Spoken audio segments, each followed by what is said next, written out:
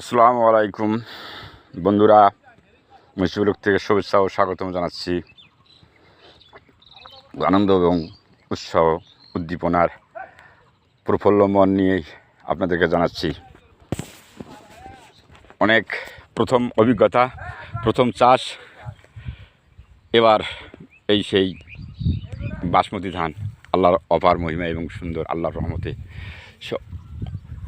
আপনার ক্যামেরায় দেখছেন ধানের কি সুন্দর এবং ধানের ফলনগুলো সে অন্য ধরনের। এরাই কৃষকের অনুভূতি, এরাই কৃষকের শান্তি, প্রশান্তি এবং আনন্দ।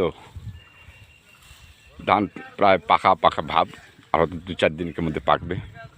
যেহেতু বাসমতি ধান অল সিজনেই চাষ করা যায়, তো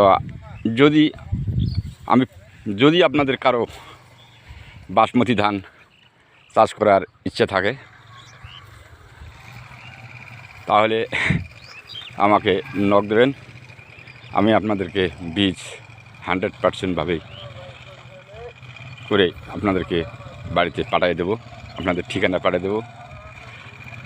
আমিও চাই আমার মতো আরও 10 জন এই ধানের সম্প্রসারণ করুক এবং বেশি করুক আবাদ হলে, তাহলে মানুষের অনেক মতামত জানা যাবে, আরও সুন্দর করে আবাদ হবে।